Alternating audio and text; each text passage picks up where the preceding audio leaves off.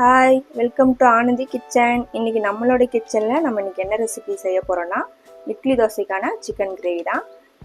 இது செய்யறது ரொம்பவே ஈஸி.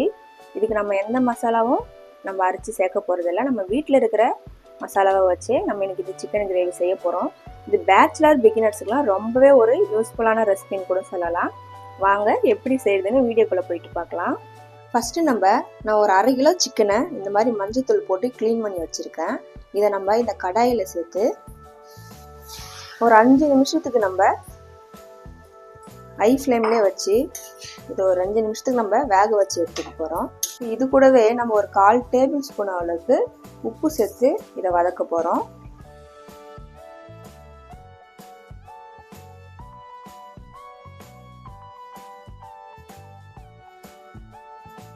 இப்போ பாருங்கள், சிக்கனில் நல்லாவே தண்ணி விட ஆரம்பிச்சிருச்சு. நம்ம இந்த ஸ்டேஜில் ஸ்டவ் ஆஃப் பண்ணிடலாம். ஸ்டவ் ஆஃப் பண்ணிவிட்டு நம்ம கிரேவிக்கு ரெடி பண்ணிடலாம் வாங்க. இப்போ நம்ம அதே கடாயில் ஒரு 3 டேபிள் ஸ்பூன் அளவுக்கு எண்ணெய் சேர்த்துக்கலாம்.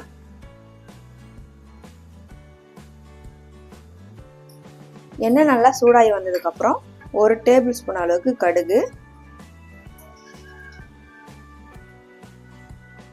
கடுகு நல்லா பொரிஞ்சு வந்ததுக்கப்புறம் 2 டேபிள் ஸ்பூன் அளவுக்கு சோம்பு சேர்த்துக்கலாம்.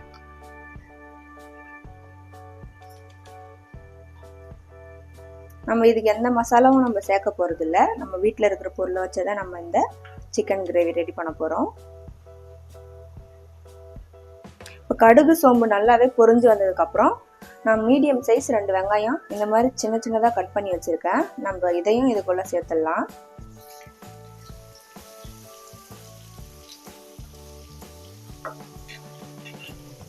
இது கூட சேர்த்ததுக்கப்புறம் நல்லா நம்ம இதை மிக்ஸ் பண்ணி விட்டுடலாம்.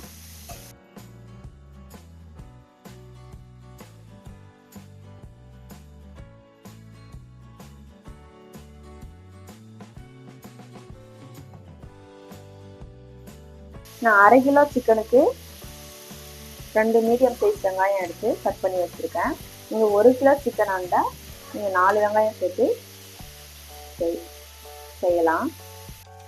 இந்த சிக்கன் கிரேவிக்கு வெங்காயம் அதிகமாகவும் தக்காளி கம்மியாகவும் சேர்த்து செய்யணும். தக்காளி அதிகமாக சேர்த்து செய்யும் போது நீங்கள் புளிப்பு சுவை அதிகமாகிடும். அதனால் தக்காளி கம்மி பண்ணி சேர்த்துக்குங்க.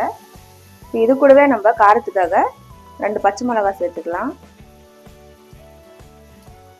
இது கூடவே நம்ம ஒரு கைப்பிடி அளவுக்கு கருவேப்பிலை சேர்த்துக்க போகிறோம்.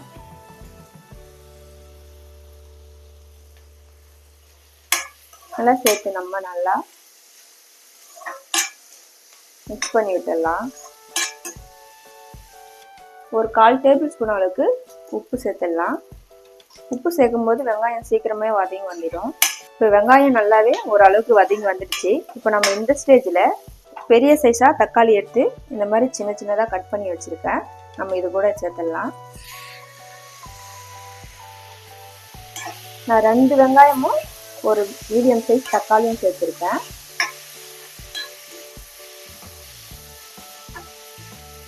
தக்காளி நல்லா குழஞ்சி வர வரைக்கும் நம்ம வதக்கி விட போகிறோம். இந்த மாதிரி நல்லா மிக்ஸ் பண்ணி விட்டதுக்கப்புறம் நம்ம 1 டேபிள் ஸ்பூன் அளவுக்கு இஞ்சி பூண்டு விழுது சேர்த்துக்கலாம்.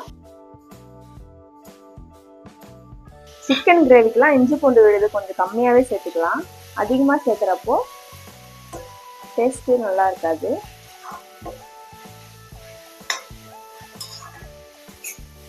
இப்போ இதை நம்ம ஒரு 5 நிமிஷத்துக்கு இந்த மாதிரி நல்லா மிக்ஸ் பண்ணி விட்டுட்டு ஸ்டவ்வை மீடியம் ஃப்ளேம்லேயே வச்சு நம்ம மூடி போட்டு விட்டுடலாம். மூடி போட்டு விடும்போது தக்காளி நல்லாவே வெந்து வந்திருக்கும். இப்போ நம்ம 5 நிமிஷத்துக்கு அப்புறம் மூடி எடுத்து பார்க்கலாம். இப்போ பாருங்கள், தக்காளி நல்லாவே குழஞ்சி வர ஆரம்பிச்சிடுச்சு. இந்த அளவுக்கு நல்லா தக்காளி குழஞ்சி வந்ததுக்கப்புறம் நம்ம வேக வச்சு வச்சுருந்த இந்த சிக்கனை இது கூட சேர்த்துடலாம். சிக்கனை இது கூட சேர்த்துட்டு நல்லா நம்ம ஸ்டவ் ஹை ஃப்ளேமில் வச்சு ஒரு 2 நிமிஷத்துக்கு இந்த தக்காளி வெங்காயத்து கூட இந்த சிக்கன் மிக்ஸ் ஆகிற வரைக்கும் நம்ம வதக்கி விட்டுடலாம்.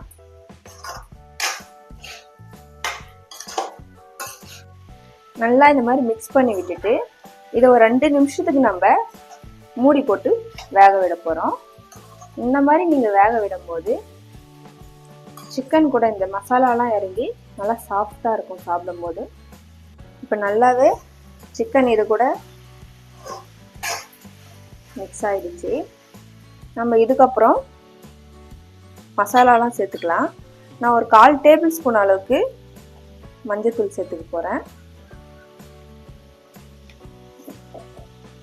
1 டேபிள் ஸ்பூன் அளவுக்கு சிக்கன் மசாலா சேர்த்துக்கலாம். நம்ம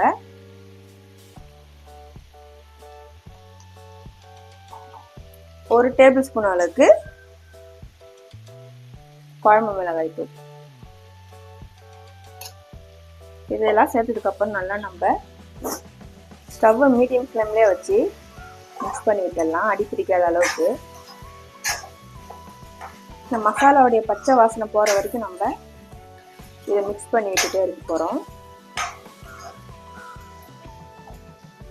இந்த அளவுக்கு நல்லா மிக்ஸ் பண்ணி விட்டதுக்கப்புறம் நம்ம ஒரு 5 நிமிஷத்துக்கு நம்ம மூடி போட்டு வேக விட போகிறோம். நம்ம இது கூட எந்த மசாலாவும் நம்ம சேர்க்கல, நம்ம சிக்கன் மசாலா மட்டும்தான் இது கூட நம்ம சேர்த்துக்கிறோம். உங்களுக்கு சிக்கன் மசாலா வேணான்னா நீங்கள் அதை ஸ்கிப் பண்ணிடலாம். நம்ம இப்போ இதை மூடி போட்டு ஒரு 5 நிமிஷத்துக்கு வேக விட போகிறோம். இப்போ நம்ம 5 நிமிஷத்துக்கு அப்புறம் இந்த மூடி எடுத்து பார்க்கலாம் எந்த அளவுக்கு வதங்கி வந்திருக்குன்னு சொல்லிட்டு. இப்போ பாருங்கள், நல்லாவே இந்த சிக்கன் கூட இந்த மசாலாலாம் மிக்ஸ் ஆகி மசாலாவுடைய பச்சை வாசனை நல்லாவே போயிருக்கு. இப்போ நம்ம இது கூட நான் 1/2 கிலோ சிக்கனுக்கு 2 கப் அளவுக்கு தண்ணி சேர்த்துக்க போகிறேன்.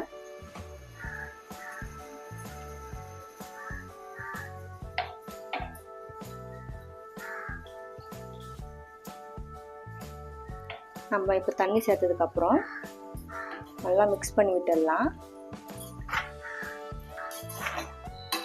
உங்களுக்கு சாதத்துக்கு வேணும்னா நீங்கள் 1 கப் அளவு தண்ணியை கம்மி பண்ணிடலாம். இந்த சமயத்தில் உங்களுக்கு உப்பு காரம் சரியாக இல்லைன்னா இந்த ஸ்டேஜில் நீங்கள் உங்களுக்கு ஏற்ற மாதிரி நீங்கள் உப்பு காரம் கம்மியாகவோ அதிகமாகவோ சேர்த்துக்கலாம். இப்போ நம்ம நல்லா மிக்ஸ் பண்ணி விட்டதுக்கப்புறம் ஒரு 10 நிமிஷத்துக்கு நம்ம மூடி போட்டு கொதிக்க விட்டுடலாம். இப்போ நம்ம 10 நிமிஷத்துக்கு அப்புறம் மூடி எடுத்து பார்க்கலாம் எந்த அளவுக்கு கொதிச்சு வந்திருக்குன்னு. இப்போ பாருங்கள், நல்லாவே மேலே எண்ணெய் பிரிஞ்சு கொதிச்சு வந்திருக்கு. இதை இப்போ நம்ம மிக்ஸ் பண்ணி விட்டுடலாம். இந்த மாதிரி மிக்ஸ் பண்ணி விட்டதுக்கப்புறம் நம்ம இப்போது வாசனைக்காக நான் கூடவே கொஞ்சம் கருவேப்பிலையும் கொத்தமல்லியும் சேர்க்க போகிறேன்.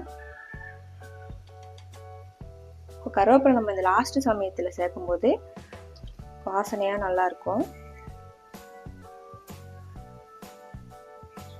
இப்போ நம்ம கருவேப்பிலை கொத்தமல்லி சேர்த்துட்டு மிக்ஸ் பண்ணி விட்டுடலாம். இப்போ நல்லா நம்ம மிக்ஸ் பண்ணி விட்டுட்டு ஸ்டவ்வை ஆஃப் பண்ணிடலாம். இப்போ நான் இட்லி தோசைக்கு செய்யறதுனால இந்த அளவுக்கு தண்ணியாக வச்சுருக்கேன். இப்போ உங்களுக்கு இன்னும் திக்னஸ் வேணும்னா நீங்கள் இந்த சமயத்தில் தேங்காய் அரைச்சி ஊற்றி மிக்ஸ் பண்ணி விட்டுட்டா உங்களுக்கு திக்காக கிடைக்கும் சாதத்துக்கு செய்யும்போது. அவ்வளோதாங்க, இட்லி தோசைக்கான சிக்கன் கிரேவி ரெடி ஆகிடுச்சு. நீங்களும் உங்கள் வீட்டில் நான் சொன்ன அளவுகளோட ட்ரை பண்ணி பார்த்துட்டு கமெண்ட் பாக்ஸில் கமெண்ட் பண்ணுங்கள், லைக் பண்ணுங்கள். என்னோடய வீடியோ உங்களுக்கு பிடிச்சிருந்தா சப்ஸ்கிரைப் பண்ணுங்கள். தேங்க்யூ.